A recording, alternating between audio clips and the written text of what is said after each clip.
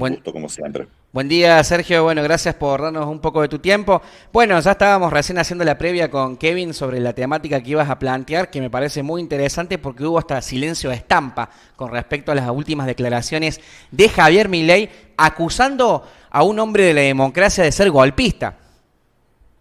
Sí, sí, sí, sí, la verdad que no sé el silencio de estampa a qué se refieren, porque por lo menos acá en la provincia y a nivel nacional hubo muchísimas repercusiones, en las redes sociales explotaron el día de la semana pasada, el jueves de la semana pasada, miércoles de la semana pasada, que fue la visita de Javier Milei. Indudablemente que algunos medios de comunicación que son hoy los medios militantes del gobierno, no solamente que estuvieron a favor, A sino eso que nos además referíamos nosotros, silencio de estampa. pasearon a personajes desdenables de la democracia argentina por sus programas, reivindicando los dichos del expresidente. Bueno, nosotros, por supuesto, como en mi caso, como militante radical y militante alfonsinista, presentamos inmediatamente un proyecto en el Consejo Deliberante de la ciudad y, y el día jueves el Consejo Deliberante aprobó casi por unanimidad un repudio enérgico, repudio hacia las declaraciones de Milei. Yo escribí algunas cosas en algunos medios alternativos de Córdoba, que fueron, por supuesto, eh, yo no sé si son ustedes lo del, o soy yo. ¿Se escucha bien ahí? Nosotros Sí, te escuchamos bien. escuchamos bien. Ah, bien, bien, porque tengo como una alarma de fondo que no sé si son ustedes o si soy yo. Pero bueno, continúo. Les decía que escribí justamente con dos motivos, porque por un lado, los dichos de Milei, pero lo más importante fue el día en que hicieron, le dedicó al expresidente Alfonsín, que fue justamente el día 30 de octubre que se cumplieron 41 años del regreso de la democracia en la Argentina. Es decir, como yo lo califico, fue un golpe artero, premeditado del presidente, que dedicó ese ataque al expresidente, pero en el fondo me parece que el ataque fue al sistema democrático. Por eso, si me acompañan, leo algunas de las cosas que escribí que creo que nos puede dar pie. Así es. Este, este 30 de octubre fue una fecha singular, no solo por el hecho que significa para los argentinos un día cargado de las más fuertes emociones. En 1983, en esa misma fecha, como sabemos, se le puso una bisagra a la historia argentina. Ese día se terminó la larga noche de la dictadura y comenzó, por suerte, la luz de la paz y de la democracia. El triunfo de Raúl Alfonsín, como él mismo decía, era un triunfo de la democracia. Y ese mismo domingo de la acción se expresó entre todos los micrófonos que la fiesta ya estaba dada. El resultado, el 30 de octubre del 83, era secundario, porque esa noche había ganado el pueblo argentino. Sin embargo, pese a sus propias palabras, propias de un hombre con tanta grandeza como Raúl Alfonsín, tan ajeno a las envidias, a los recelos, a los rencores, su figura envuelve algo más. Los argentinos no quisimos cualquier democracia. Ese triunfo, esa bisagra, no podía conformarse con medias tintas. Como nación, convencidos en aquel momento del prestigio de nuestra herencia, convencidos de que se estaba por marcar a fuego las próximas generaciones, elegimos hacernos cargo del hambre de nuestra gente, del derrumbe de la industria nacional, del deshonor internacional al que se había sometido el país.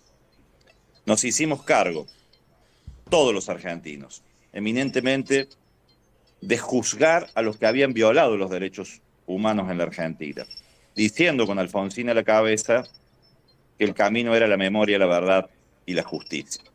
Ese presidente argentino, que fue aplaudido de pie en todos los foros internacionales, un presidente argentino al que no se le oyó nunca un improperio, ni una falta de respeto, ni un ataque, un presidente que no persiguió, que no cercenó libertades, que caminó con humildad hasta el día de su muerte.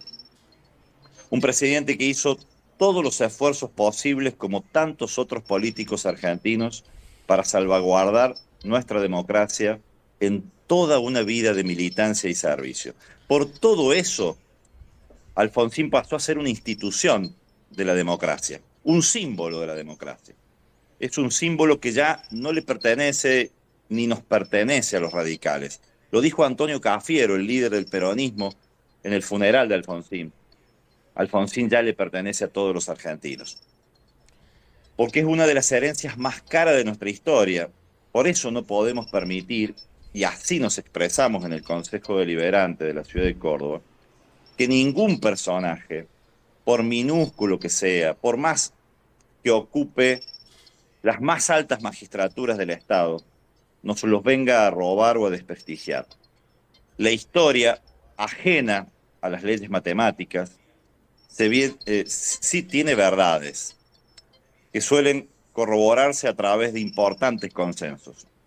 Los argentinos los tenemos alrededor de la figura del padre de la democracia, Raúl Alfonsín. Ese es el político justamente que más trabajó por los consensos en la Argentina. Y es a través de su figura que la gran mayoría de los argentinos lo ponemos como el símbolo de esa gesta que fue de todos, de radicales, de peronistas, de izquierda, de derecha, de centro, de todos los argentinos, que fue la gesta de la recuperación de la democracia. El presidente Milei decidió atacar a Alfonsín, pero el ataque a Alfonsín es un ataque a la democracia que entre todos hace 41 años supimos conseguir. Por eso, humildemente, desde esta columna de Mordisquito y como concejal de la ciudad, lo único que tengo para decirle al presidente, que ojalá todos, la gran mayoría de los argentinos se lo digamos, viva la democracia argentina, esa que supimos conseguir hace 41 años de la mano de Alfonsín, aunque le pese al presidente Milei. Bueno, qué interesante. Después pasándonos para esto te lo producción en vivo, ¿no? Así la compartimos después en el portal web porque Dale. me parece que es importante empezar a reivindicar a las principales figuras que han defendido con su propio sudor la democracia, ¿no? Lo que yo te quería preguntar fundamentalmente, ¿cuál crees que es el motivo? Si hay algún tipo de mensaje subliminal de parte de Javier Milei o de parte de la Fuerza Libertad Avanza hacia la sociedad, acusando de golpista a quien es el padre de la democracia en la Argentina. Sí, yo creo, sinceramente creo que Milei reivindica valores y principios distintos a lo que el pueblo argentino construyó en estos 41 años del retorno de la democracia. Si ustedes se fijan en el relato histórico que Milei hace, no solamente que lo hizo en la Fundación Mediterránea el miércoles pasado en Córdoba, sino que lo viene haciendo desde la campaña presidencial. El relato de él dice que la decadencia argentina comienza con Irigoyen y que el peor presidente de la historia fue Raúl Alfonsín. Y en el medio, el peronismo, en el medio, gobiernos como Ilia. Sin embargo, nunca se le ha escuchado al presidente hablar mal de Onganía. Nunca jamás se le escuchó hablar mal de las juntas militares. Al contrario, reivindica las políticas económicas de los gobiernos militares del siglo XX. Y reivindica lo que se llamó el fraude electoral, es decir, lo anterior a Irigoyen. Él dice, la decadencia argentina comienza en el 30 con Irigoyen. Es decir, no comienza como decimos los demócratas argentinos, más allá de los partidos políticos. Decimos, la decadencia argentina comienza el 30 de septiembre el 6 de septiembre de 1930 con el golpe militar de Uriburu a Irigoyen. Porque ahí comienza la interrupción y un ciclo de 70 años de interrupción permanente de la democracia y del sistema democrático en la Argentina. La sucesión durante esos 70 años fue entre gobiernos democráticos y golpes militares en la Argentina. Y esa decadencia, él la remonta antes. Él dice, empieza con Irigoyen, es decir, empieza con la ley Sáenz Peña, empieza cuando las mayorías populares, para mi ley, cuando las mayorías populares comienzan a decidir y a tomar decisiones en la vida argentina. Ese es el mensaje y el relato que Milei hace. Digo, Milei no solamente destruye el relato histórico que construimos en estos 41 años, sino que reivindica la antítesis a este relato. Por eso, en lo económico reivindica la economía de Martínez Dios, la economía de Carlos Saúl Menem, que si bien fue, por supuesto, un gobierno democrático elegido por los argentinos, su política económica estuvo emparentada con la política económica de la última dictadura militar. Reivindica a María Estela Martínez de Perón indirectamente a través de su vicepresidenta, poniéndole un busto en la Rosada al lado de Carlos Saúl Menem, al que él dice que fue el primero, el máximo presidente que tuvo la República Argentina. Indudablemente el relato histórico que nos intenta construir Milei en la Argentina es un relato completamente distinto al que, reitero, las mayorías populares en la Argentina construimos desde el 83 en adelante. Por eso yo creo que sí, que es, no es ni siquiera subliminar, es directo el golpe que le intenta asestar a un símbolo que es Alfonsín, que es un símbolo de todo lo que significa la democracia para los argentinos. Em, Ahí, qué raro, a mi parecer, esto es de modo personal, la figura de Isabel en este homenaje que hace el gobierno nacional sabiendo que Milei hay un cruce con la vicepresidenta por esta cuestión. Sí, sí, sí, sí, por eso digo, hay un chisporroteo, pero sin embargo, indudablemente que la vicepresidenta es la vicepresidenta de la República y me parece que se complementa, ¿no? Se complementa, por un lado, una vicepresidenta que no tiene ningún prurito en reivindicar el golpe militar y lo que ella dice que fue una guerra en la dictadura militar, reivindica la figura de María Estela Martínez de Perón, que indudablemente fue presidenta de los argentinos luego del fallecimiento de Juan Domingo Perón, pero que fue una etapa muy cortita, pero una etapa nefasta de la Argentina, porque recordemos que los graves incidentes y la tierra de nadie y la violencia enseñoreada en la Argentina comienza en la década del 70 con Perón en vida, pero recrudece con la muerte de Perón por la falta de liderazgo y prácticamente el ascenso a la primera magistratura del tristemente célebre López Rega, ¿no? Lópezito, que fue prácticamente que se hizo cargo del gobierno ante la ineptitud o la falta de pericia que tenía María Estela Martínez de Perón, y que indudablemente era una figura decorativa y que no sabía de política, no le interesaba la política, y que había sido utilizado por Perón para ponerla como compañera de fórmula para zanjar la crisis interna la fuerte crisis interna que tenía el movimiento peronista al momento de la definición de la fórmula. Pero volviendo a Milei y a su compañera de fórmula, pese a que se muestran por allí con algunas disidencias, en el fondo una reivindica la dictadura, reivindica Claro. a María Estela Martínez de Perón, el otro reivindica a Carlos Saúl Menem. Es decir, que hay una línea histórica, ¿no?, que viene desde el fraude de los terratenientes conservadores anteriores a Irigoyen y que luego continúa con las dictaduras militares y con el gobierno de Carlos Saúl Menem. Todo lo otro en el relato de Milei fue nefasto. Todo lo otro fue decadencia. Él habla de populismo, pero fue decadencia según los dichos. Por eso a mí me parece que lo que están intentando es reescribir la historia, ¿no? No van a ser originales en esto porque lamentablemente hay muchos presidentes en la Argentina que intentan reescribir la historia, pero bueno, este es uno más. El problema que intenta reescribirla borrando la cara historia que hemos escrito con sangre, sudor y lágrimas los argentinos. Sergio, yo te quería preguntar, porque recién hablabas de consenso general de la sociedad, pero quería preguntarte fundamentalmente con el sector de los jóvenes, vos que sos profesor, docente de secundarios, si estos discursos de Javier Milei socavan este sector, si le llega al estudiantado, ¿qué opinan los estudiantes de este tipo de discursos? Mira, yo genero permanentemente en mis clases este debate. A mí me sirvió mucho. La semana pasada hemos estado discutiendo y debatiendo, porque indudablemente que hay, según dicen las encuestas, y yo lo corroboro, hay un porcentaje de votantes de Javier Milei que son muy jóvenes, gente muy joven, gente que, por suerte para ellos y para todos, han nacido y han vivido y han crecido en democracia. No conocen otro sistema.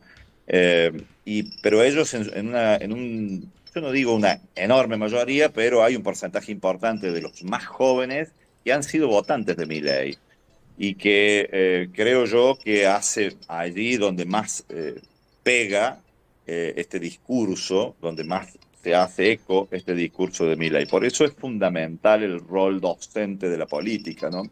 Por eso creo yo que los políticos de la democracia estén ubicados en el ámbito en donde estén, digo, de la izquierda, la derecha, el centro derecha, el centro izquierda, pero que se reivindiquen como democráticos, tenemos una obligación ética fundamental, un rol docente fundamental, que es de construir ciudadanía, y para construir ciudadanía hay que hacer memoria. La memoria democrática, como hablo yo.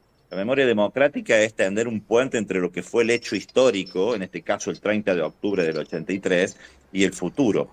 Entonces, yo como les explico a los chicos, y creo que los medios de comunicación tienen un rol fundamental también en esto, es hacer esa memoria, reivindicar lo que significó el hecho del 30 de octubre, lo que existía antes del 30 de octubre. Porque este presidente dice que recibió la peor herencia de la historia. Bueno, yo le quiero recordar a los oyentes y a la ciudadanía y al presidente que Alfonsín, es decir, la democracia argentina, recibió una caída del 16% del Producto Bruto Interno y recibió 343% anual de inflación. Reitero, la inflación en la Argentina en el 83 era del 343% anual. Esa economía recibió la democracia argentina, con una industria nacional absolutamente quebrada, con un tejido social absolutamente quebrado también, con 30.000 desaparecidos y víctimas de la dictadura, con familias deshechas, con cientos de miles de exiliados, con niveles de analfabetismo y de nutrición infantil que no se habían visto en la Argentina en el siglo XX. Esa fue la herencia que recibió la democracia argentina. Nada que ver con la herencia que recibió Javier Milei. Entonces, esto también hay que decirlo, hay que trabajar en las escuelas, hay que trabajar en la sociedad. Reitero, el rol formativo de los comunicadores sociales para que se den cuenta aquellos que no vivieron esa etapa, para que tengan claridad y puedan formar una opinión. Termino diciéndote, coincido en que lamentablemente estas palabras de Milei va dirigida fundamentalmente a los jóvenes, porque está intentando construir un paradigma distinto de democracia en la Argentina. Por eso es fundamental nuestro rol docente. La política es ante nada un rol docente que debe trascender los tiempos. ¿Y en el cuerpo docente hay un consenso generalizado de esto? Sí, sí, por lo menos en las escuelas públicas, a lo que yo tengo acceso, sí, hay. Lo que pasa es que lo que no hay por allí es el compromiso de utilizar también los espacios formativos como para esclarecer estas cosas, ¿no? Nos dejan por allí solamente a los profesores de historia o a los profesores de cívica, de humanidades, el rol para contar estas cosas. Pero lo cierto es que esto tendría que ser contenido transversal a todas las materias, ¿no? Porque me parece que es fundamental, pero además trasciende, porque está la cuestión social, está la cuestión económica, está la cuestión política, por supuesto la cuestión histórica, hasta incluso la cuestión geográfica. ¿no? De cómo se configuraba la Argentina y de cuál es el proyecto que tenían los conservadores y el proyecto que tenían los militares, no solamente para la Argentina, sino para la región y la inserción en el mundo de la Argentina, y el proyecto de país que los argentinos empezamos a construir, insisto, en el 83 entre todos, y que íbamos pasando de radicales a peronistas, hasta Macri con el PRO, pero con todas las diferencias ideológicas que podemos tener, pero siempre con un norte, ¿no? Siempre con un norte de seguir reforzando el rol de una sociedad inserta en el mundo sobre los valores y los principios de una democracia republicana de partidos.